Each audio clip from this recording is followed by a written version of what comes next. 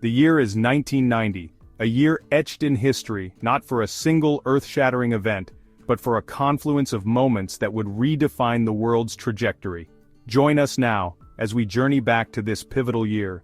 Through the power of archival footage, we will relive these momentous events, witnessing the fall of walls, the rise of hope, and the dawn of a new era. For almost 3 decades, a concrete barrier sliced through the heart of Berlin, a stark symbol of a divided Europe. The Berlin Wall, erected in 1961, became the embodiment of the Cold War, separating families, friends, and a nation. But in 1989, the winds of change began to blow. Protests erupted across East Germany, fueled by a yearning for freedom and unity.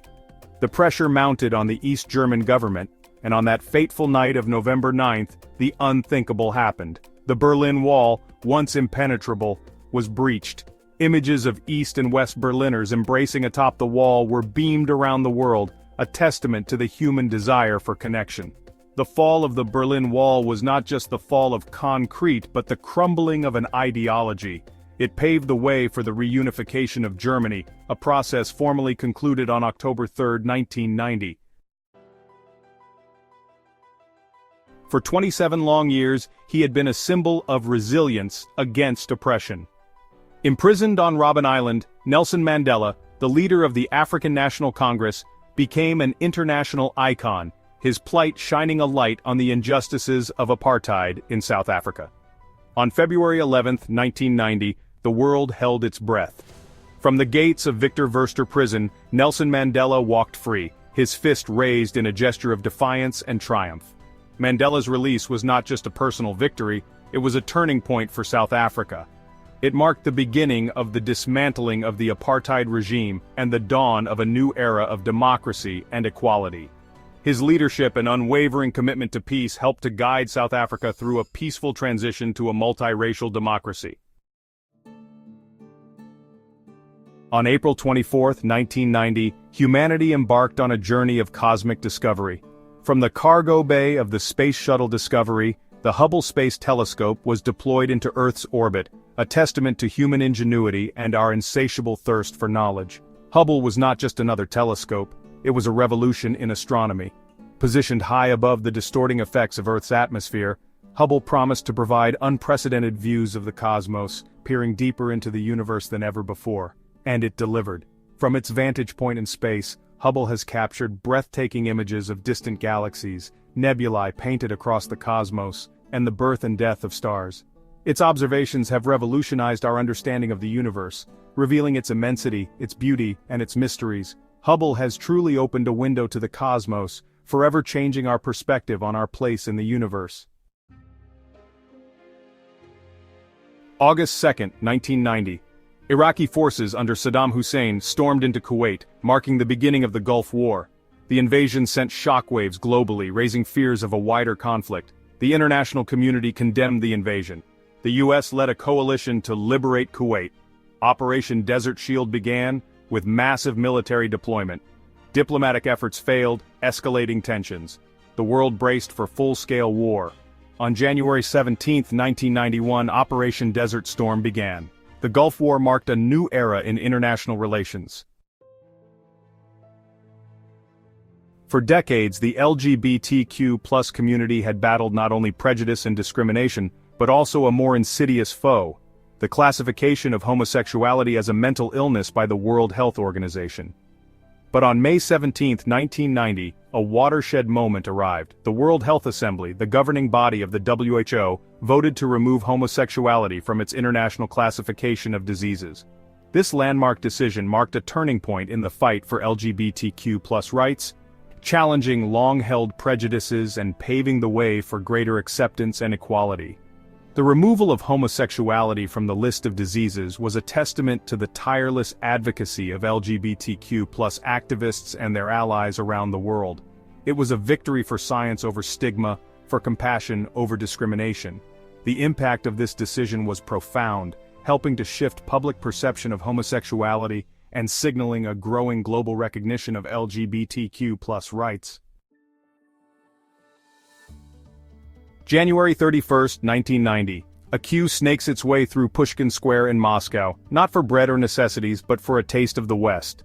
The first McDonald's restaurant in the Soviet Union was about to open its doors, a symbol of the changing times sweeping across the communist bloc. For many Russians, a visit to McDonald's was more than just a chance to try a Big Mac. It was an experience of a different way of life, a glimpse into the consumer culture of the West that had been largely inaccessible during the Cold War. The arrival of McDonald's in Moscow was a potent symbol of the thawing of relations between the United States and the Soviet Union. It represented the opening up of Soviet society and the embrace of Western-style capitalism under Mikhail Gorbachev's policies of glasnost and perestroika. The sight of thousands of Russians lining up for a taste of Americana captured the world's attention, a stark reminder of the cultural impact of globalization. May 22, 1990. A revolution was brewing not on the streets but on computer screens around the world. Microsoft released Windows 3.0, a graphical user interface that would transform the way people interacted with computers. Before Windows 3.0, personal computers were largely the domain of tech enthusiasts, their operation shrouded in the arcane language of command lines. Windows 3.0 changed all that, introducing a user-friendly interface with icons, windows, and a mouse, making computers accessible to the masses.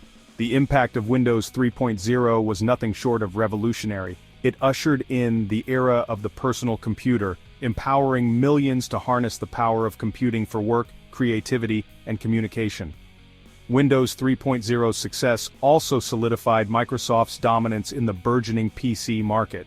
The release of Windows 3.0 was a pivotal moment in technological history, democratizing access to computers and unleashing a wave of innovation.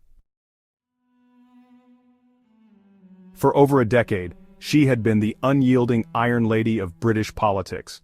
Margaret Thatcher, the United Kingdom's first female prime minister, had left an indelible mark on her nation, her brand of conservative politics reshaping the country's social and economic landscape. But on November 22, 1990, Thatcher's reign came to an end. Facing mounting opposition within her own party and growing public discontent, she announced her resignation as prime minister. Thatcher's departure marked the end of an era in British politics. Her legacy, however, would continue to be debated for years to come. Her supporters hailed her as a visionary leader who had revitalized the British economy and restored the country's standing on the world stage. Her critics argued that her policies had exacerbated social divisions, eroded public services, and fostered a culture of individualism.